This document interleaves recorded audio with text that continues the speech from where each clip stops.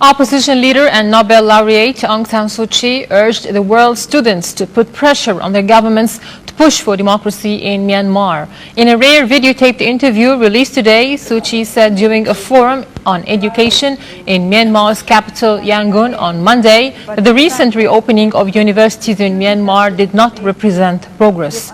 She said there had been complaints that curricula had been changed and there was uncertainty about the length of university terms and when exams would take place. Suu Kyi said education in Myanmar would not improve until the country adopted democracy. Suu Kyi's National League for Democracy won elections in May 1990 by a landslide, but has never been allowed to govern. So there are more questions than answers about the reopening of the universities. Peru's President Alberto Fujimori said last night Peruvian authorities had busted a major international arms smuggling ring that parachuted thousands of weapons into neighboring war-torn Colombia to supply leftist rebels. Fujimori said the operation highlighted growing concerns that the conflict could intensify and spill into Peru, just as Washington prepares to give $1.3 billion in aid to Colombia to support its war on drugs. Authorities arrested 6 people, including 3 former Peruvian military officials and a Russian who had smuggled some 10,000 Kalashnikov automatic rifles over the last year from Jordan to Colombia, with a stop in Peru's Amazon in one of the biggest armed busts in Peru.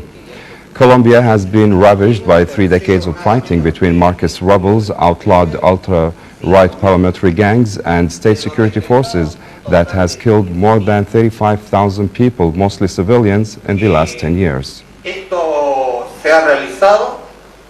Tenemos The first Colombian drug kingpin to be extradited to the United States in a decade appeared in Manhattan federal court yesterday to face conspiracy, cocaine and money laundering charges that could put him in jail for life. 44-year-old Albert Orlando's Gamboa, the alleged leader of one of Colombia's most powerful drug cartels, arrived in New York late Friday night after being extradited from Bogota. He had been held in a Colombian prison since June 1998, awaiting trial on murder and kidnapping charges.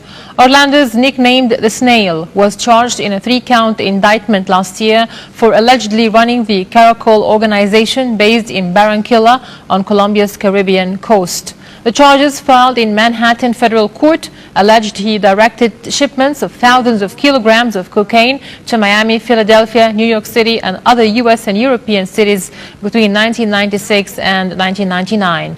If convicted, Orlando's could face a maximum sentence of life imprisonment. Distribution of hundreds of thousands of kilos of cocaine. Elsewhere, wildfires have continued to devastate the western United States, with the most intense fire devouring over 17,000 acres of Palomas National Park in Northern California. Firefighters across the western United States took advantage of calmer winds today in their battle against blazes that have showed little mercy in the worst fire season in nearly 50 years. Fire officials said there were 89 large fires burning nearly 784,000 hectares in 8 western states, Texas and Florida.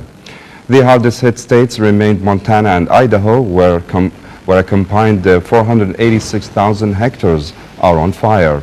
Firefighters from Canada, Mexico and as far away as Australia and New Zealand are also working to help contain fires expected to burn for months.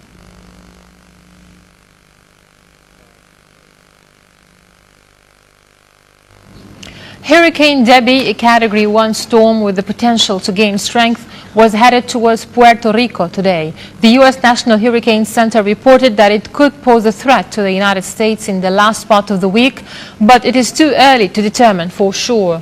Winds of 120 kilometers per hour, minimum strength for a hurricane, with higher gusts may become stronger over the next 24 hours. The agency said hurricane warnings were posted from Guadeloupe to Puerto Rico and the Dominican Republic. A hurricane watch was posted for Haiti. Across the northeastern Caribbean region, which has suffered the impact of several big storms in recent years, people prepared for the potential onslaught, protecting their homes by boarding windows, buying emergency supplies such as batteries and filling gas tanks.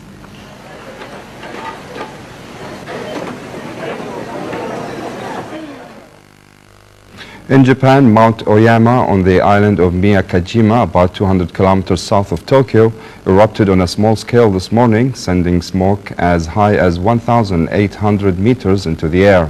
Japan's meteorological agency said the eruption of the 813-meter sent mist-like ash falling onto the southeastern Subota district and Maiki port on the east part of the island. No volcanic cinders were seen. About 300 Subota district and Maiki port on the east part of the island.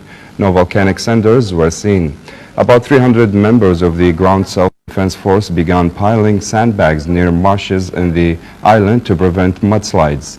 Mount Oyama last erupted on Friday when it sent a column of smoke more than 8,000 meters into the air, and more than 2,000 of the 3,800 Miyakajima islanders were evacuated.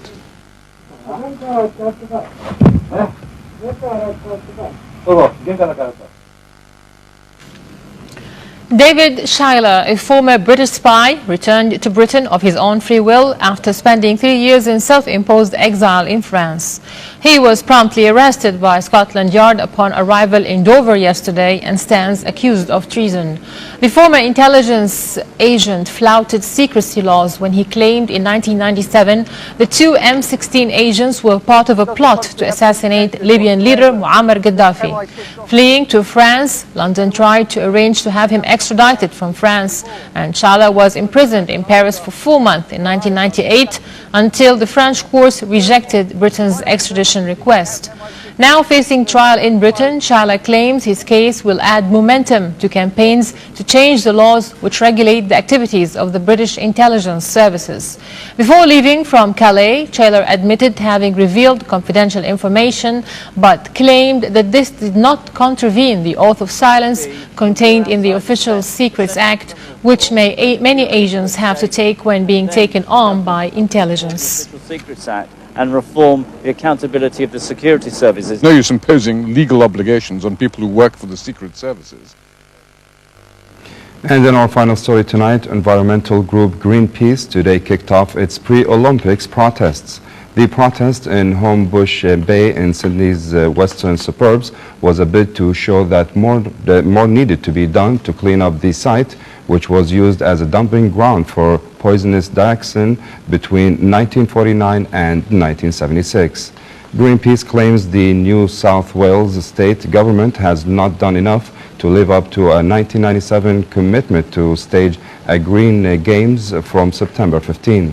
Greenpeace campaigners, glad to protective suits, also inspected 69 barrels of hazardous waste at the old factory site across a river from Homebush Bay. The group claims some of the dumps are corroding due to prolonged storage.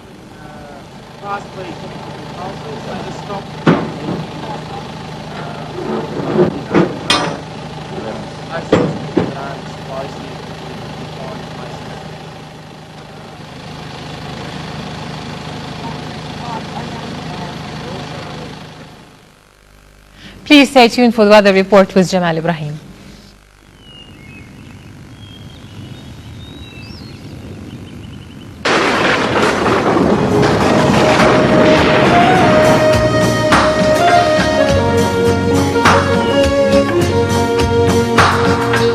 Good evening, everybody. We take you on a quick tour with our weather forecasts. Hot and humid weather will extend till Saturday. Southeasterly wind will be light for this evening. Tomorrow, humid weather, especially at the coastal area. The wind will be between 10 to 30 kilometers per hour with a maximum of 48 to 46 with a minimum of 32 degrees Celsius in Kuwait and Abdali 49 and 31. Warba will be on Failak Islands 46 and 33. Garo Kubbar Al Maradim 45 and 34. Sunrise will be at 5:20. Sunset will be at 6:21. Fajr prayer time will be at 3:57. First high tide will be at 4:30 a.m. Second one will be at 6 p.m.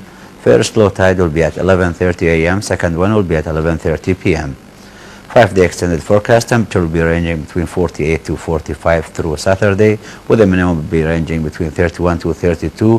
Hot and humid weather as this low pressure system remains in our area will bring southeasterly flow.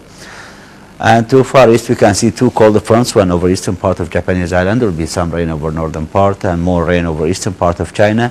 Another typhoon Belize will be approaching to southeastern part of China and Indonesia with heavy strong winds, and heavy rain extended all the way to southern part of Indian subcontinent.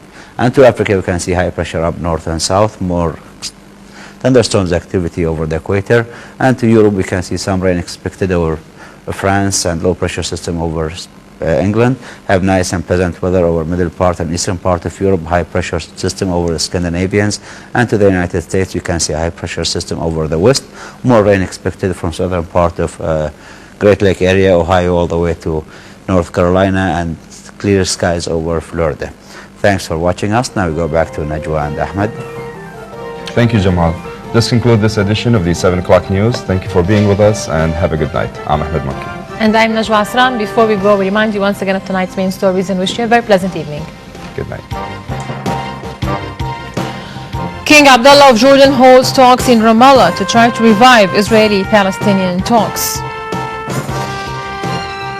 Russian President Vladimir Putin arrives in Severomorsk to pay tribute to 118 sailors of the sunken submarine Kursk.